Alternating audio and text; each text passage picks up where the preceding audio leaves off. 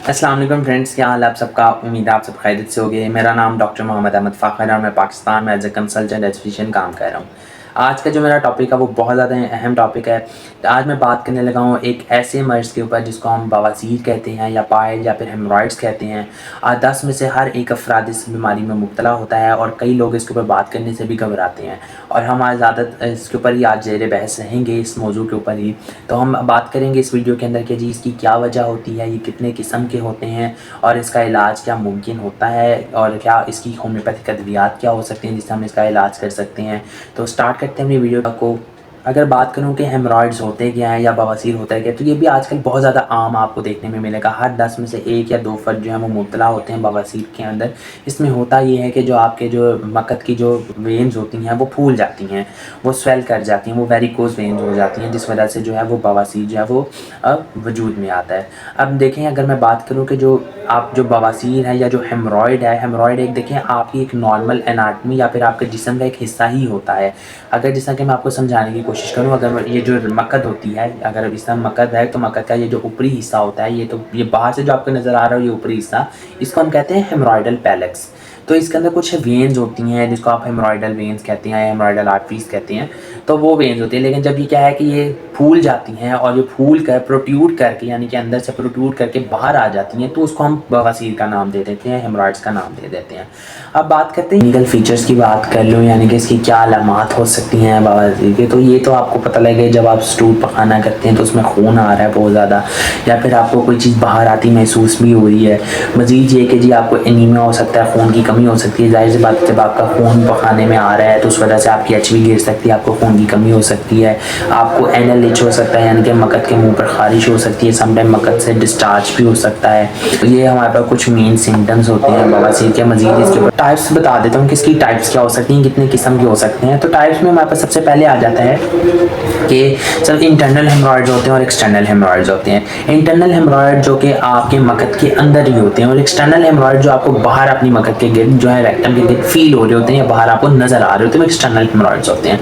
जो आपके internal haemorrhoids होते हैं उनकी भी कोई 4 तरह की आगे फर्दर क्लासिफिकेशन होती हैं। यानी कि क्या है, अगर आपको अंदरूनी बवासीर है, अंदर की तरफ बवासीर बने हुए, तो उसके अंदर क्या है कि जी सिर्फ बवासीर सिर्फ ब्लीड कर रहा है, यानी कि खून आ रहा है। जब आप पखाना कर रहे हैं तो सिर्फ उसके अंदर खून आ रहा है, तो ये हमारे पास फर्स्ट डिग्री हेमरॉइड्स होते हैं। इसमें जस्ट सिर्फ क्या है कि वो ब्लीड कर रहे हैं, यानी कि जो वेन गुजर रही थी वो थोड़ी सी फूल के बाहर आई हुई थी, यानी कि अंदर की तरफ रेक्टम के अंदर ही, मकद के अंदर ही वो फूल के थोड़ी सी बाहर थी। जब आप स्टूल कर रहे हैं तो उसके ऊपर रगड़ लग के फ्रिक्शन की वजह से वो सिर्फ जस्ट ब्लीड कर रही है, वो बाहर नहीं आ रहा। ये हमारे पास फर्स्ट डिग्री आप कह सकते हैं कि हेमरॉइड्स का। सेकंड डिग्री हेमरॉइड के अंदर क्या होता है, सेकंड डिग्री इंटरनल हेमरॉइड में कि क्या है कि जब वो साथ खून भी आएगा और वो थोड़ी लटक कर वो थोड़ा बाहर भी आ जाएगा, लाइक मकद से थोड़ा सा बाहर भी आ जाएगा, लेकिन जब आप खाना कर लेंगे तो ये वापस खुद अंदर चला जाएगा। ये हमारे पास सेकंड डिग्री इंटरनल हेमरॉइड्स था।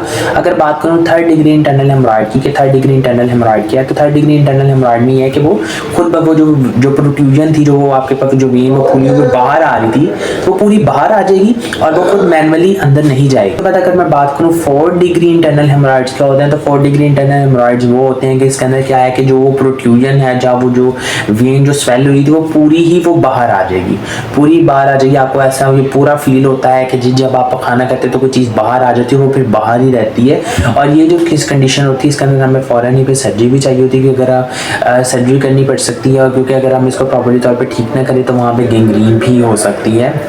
तो अब बात करूँ जो एक्सटर्नल हेमरॉइड्स, एक्सटर्नल हेमरॉइड जो कि आपको जो रेक्टम के जो बाहर वाला हिस्सा है, जो डिनेट अबव टू डिनेट लाइन होता है, मतलब कि जो डिनेट लाइन है, यानी कि जो आपके पास एक जो रेक्टम का बाहरी हिस्सा होता है, वहाँ पे आपको देखने को मिलेंगे। ये आपके पास एक्सटर्नल हेमरॉइड जो, तो इंटरनल हेमरॉइड आपको रेक्टम के अंदर ही देखने को मिलेंगे। ओके, कॉजेज, इसके कॉजेज क्या हो सकते हैं, किस वजह से ये हेमरॉइड्स होते हैं।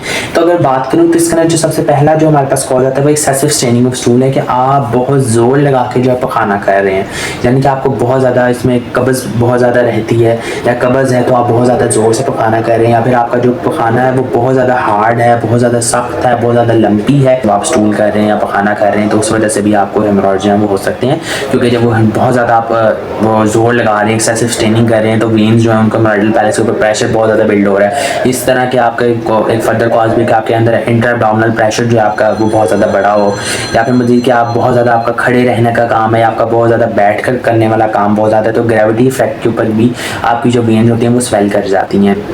मज़ीद ये कि आप बहुत ज़्यादा आप स्पाइसी फूड इनटेक कर रहे हैं, तो उस वजह से भी आपको हेमोरॉइड जो है वो हो सकते हैं। मज़ीद कि अगर आपके लीवर के फंक्शन प्रॉपर्ली तौर पे परफॉर्म नहीं है, वो परफॉर्म नहीं कर रहा, लीवर फंक्शंस प्रॉपर्ली परफॉर्म नहीं कर रहा, तो उस वजह से भी आपको हेमोरॉइड जो है वो हो सकती है। कुछ मेन मैनेजमेंट कैसे करनी है, आपने इसका ट्रीटमेंट कैसे करना है। देखिए, सबसे पहले आपने एक लाइफस्टाइल थोड़ी मॉडिफिकेशन करनी है। लाइफस्टाइल मॉडिफिकेशन में आपने ये करना है कि अगर आपका बहुत ज़्यादा बैठने वाला काम है, तो आपने क्या करना है, थोड़ी देर खड़े होना है, थोड़ी वॉक करनी है, थोड़ी अपनी फिजिकल एक्टिविटी रखनी है। इसी तरह अगर आपका खड़े रहने वाला बहुत ज़्यादा काम है, आप थोड़ी देर बैठ जाएं, लेट जाएं, थोड़ा सा रेस्ट करें और फिर देन अपनी फिजिकल एक्टिविटीज़ जो है वो रखें। इसी तरह अगर आप बहुत ज़्यादा हार्ड फूड का इंटेक करें जिसमें कार्ब्स बहुत ज़्यादा, उसमें फाइबर्स नहीं है, तो आपने ऐसे खुराक लेनी है जिसमें फाइबर्स की क्वांटिटी जो है वो अच्छी हो, फ्रूटफुल हो उनके अंदर। तो इसी तरह आप कुछ फ्रूट्स जो है वो इस्तेमाल कर सकते हैं जिसमें फाइबर की क्वांटिटी बहुत ज़्यादा होती है। आप एप्पल्स इस्तेमाल कर सकते हैं, आप वाटरमेलन इस्तेमाल कर सकते हैं, आप कीवी इस्तेमाल कर सकते हैं। अगर आप कोई ऑइंटमेंट इस्तेमाल कर सकते हैं, यानी कि कोई ऊपर लगाने के लिए, मार्च पे लगाने वाली कोई आप क्रीम इस्तेमाल कर सकते हैं। वो यूँ कि जी वो सिर्फ जस्ट क्या है कि आपके इनिशियली जो आपके सिम्टम्स हैं, जो बर्निंग हो रही है और जो स्टूल करने में, और जो बाद में आप जब स्टूल कर लेते हो तो जलन हो रही है, तो उसको रिलीफ देगा। आप कुछ होम्योपैथिक अद्वियात इस्तेमाल कर सकते हैं बवासीर के लिए या फिर हेमोरॉइड्स के लिए। तो इसमें हमारे पास आजनाक्सोमिका है, एलोज है, कॉलिनसोनिया है, आपके पास ब्रायोनिया है, आपके पास एमएमएलिस है, मिलीफोलियम है। ये कुछ अद्वियात हैं, या एस्केलस, ये हमारे पास कुछ अद्वियात हैं जो कि बवासीर के मर्ज़ के अंदर जो है वो ज़्यादातर इस्तेमाल होती हैं। मैं एक बार फिर से यही बात दोहराऊँगा कि जी आपने कोई भी होम्योपैथिक अद्वियात बिना किसी डॉक्टर से कंसल्ट किए इस्तेमाल नहीं करनी, क्योंकि हर मेडिसिन जो होती है वो अलामात की बुनियाद पर ही मरीज़ को दी जाती है। आपने कोई भी किसी भी किस्म की दवाई जो है किसी भी डॉक्टर से कंसल्ट किए बगैर आपने इस्तेमाल नहीं करनी। इससे पहले कि जी आपका मसला जो है वो और ज़्यादा ख़राब हो जाए, तो आप पहले दवाई इस्तेमाल करने से पहले अपने किसी डॉक्टर से या मुआलिज से कंसल्ट करें। कंसल्ट करने के बाद देन आप वो मेडिसिन जो है वो इस्तेमाल करें। उम्मीद है आपको ये वीडियो पसंद आई होगी, तो मेरा channel subscribe, like and share कर लें। दोबारा मुलाकात होगी इसी तरह की एक इन्फॉर्मेटिव वीडियोज़ के साथ। अब तक के लिए खुदा हाफिज़।